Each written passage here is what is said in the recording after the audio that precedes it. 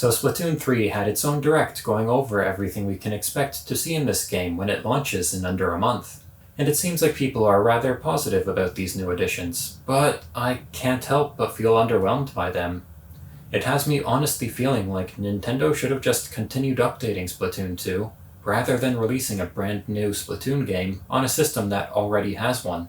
Now, my disappointment with this game mostly stems from the fact that I am an extremely casual Splatoon player. My 30 hours of playtime in Splatoon 2 was mostly spent playing Turf Wars or Salmon Run when it was available. I don't play games competitively, so I never tried the competitive modes that Splatoon 2 had to offer. As for the story, I never got invested in it. I think I beat the first level or two of the campaign, then never touched it again. This likely makes me one of the least qualified people to be judging the Splatoon series. Yet, I think that having such an informal view of the series helps me to see past the hype and give a fair judgment of this game from the standpoint of a casual player. So let's go through what this new entry is adding, starting with what I think is the least important and working up to the biggest changes. Starting off, we have the new customization options. The locker room gives each player their own locker and allows them to decorate it as they please. You can change its color, display your outfits and weapons, and also buy accessories, such as stickers, to decorate your locker your way. The other lockers will belong to the people you have recently played with, and you can check out their lockers to see what they have on display.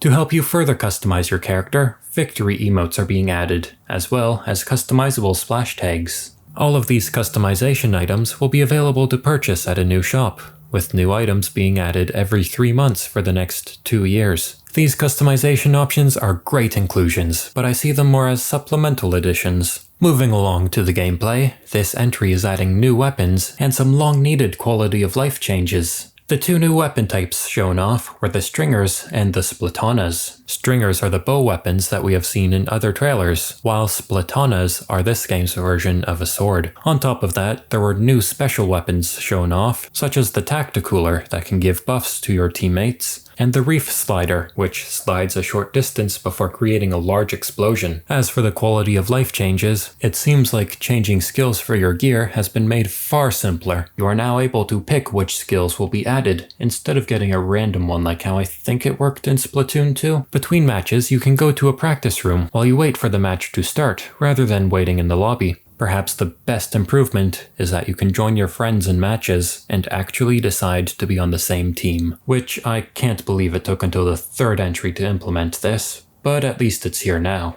The largest change being made to gameplay comes in the form of two new movement options. First is the Squid Surge, which allows you to quickly climb walls. Then there is the Squid Roll, which allows you to turn around and deflect a small amount of opponent's ink while in squid form. Unfortunately, I can't really say that any of these gameplay changes excite me all that much. The new weapons seem like fun additions to the Splatoon arsenal, but like any new entry within the shooter genre, new weapons should be a given. None of the weapons being added sold me on the need to upgrade from Splatoon 2. Then, there are the quality of life changes, and I will say that these are all amazing. Yet, at the same time, many of them are just basic features for the shooter genre, and it's pretty embarrassing that it took Splatoon this long to implement some of them. As for the movement options, I have no complaints about them being introduced. I'm sure that they will add a new layer of complexity to the competitive scene, but as a casual player, they just don't do too much for me. Definitely not enough to justify buying a new game for.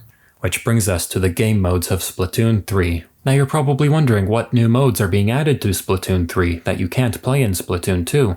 Well, Salmon Run returns, and other than a few new bosses being added, it looks mostly the same. The new feature of this mode is the King Salmonid, a monstrously large boss that sometimes appears at the end of a match. Your team will need to try and deal as much damage to the King Salmonid as possible within the time limit while trying to stay alive. There was also a new Salmon Run mode teased called Big Run, where the Salmonids will invade the city. Not much is known about this mode at the moment, other than it being a limited event that is playable every few months. The rest of the game modes seem to be largely the same, unfortunately. Turf War remains the only casual option for PvP, with no new improvements. As for competitive options, the game will launch with the same 4 modes that are available in Splatoon 2, and nothing else.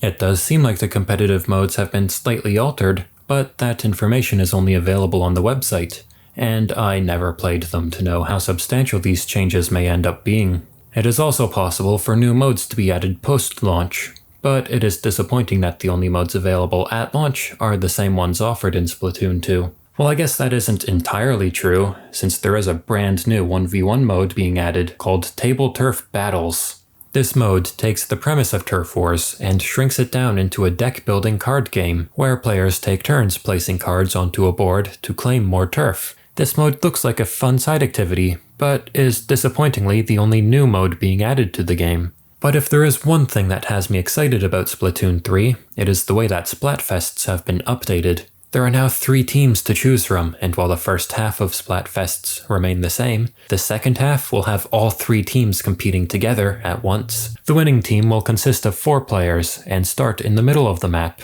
The 2 losing teams will have 2 players each and begin at opposite ends of the map. This will undoubtedly lead to very chaotic matches, while adding a fresh twist to the existing Turf War formula. My only complaint with this mode is that it seems to be exclusive to Splatfests for now. So overall, even the game modes seem rather disappointing. Everything has just been carried over from Splatoon 2, with some small improvements. The Salmon Run editions feel like they could have been a standalone expansion for Splatoon 2, while the most interesting modes will be timed events. It's hard to get excited for things like 3-team Turf Wars when they will only be available once a month for a very limited time. And my biggest gripe with Salmon Run has always been that it is only available on certain days of the week. Now the new Big Run mode will only be available every few months. We will have to wait until it is fully revealed to truly judge it, but as of now, it seems ridiculous to have to wait for months to play this mode for a limited time, then go back to the months-long wait again. Then there is Table Turf Battles, which is the only new mode available at launch. It doesn't seem bad by any means, but I don't think that it is a substantial enough addition to justify it being the only new mode included at launch. This is why I'm just not impressed with what Splatoon 3 has to offer at launch. Don't get me wrong, all of the additions seem great, but this game lacks any substantial inclusion to justify it existing on the same system as Splatoon 2. If Splatoon 3 were launching on a brand new system, I would likely be less critical of it. But it is releasing on a system that already has a very successful Splatoon game on it. So when I look at Splatoon 3, I question why I should spend another $80 Canadian on this game instead of just playing Splatoon 2. If I'm being honest, it really doesn't look like Splatoon 3 has enough content to justify the $80 entry price for people who only casually play Splatoon. So I'm curious to see how much of the player base will switch over to Splatoon 3, and if it can manage to outsell Splatoon 2. If it can't, then maybe we will only see one Splatoon game per console in the future, with it being supported longer through paid DLC expansions. That's personally the direction I would have preferred Splatoon to go in, rather than releasing a new game on a system that already has a Splatoon game on it. But what do you think now that we know everything about this upcoming game? Are you excited for Splatoon 3, or does it just sort of look like more of the same? Let me know in the comments, and until next time, thanks for watching.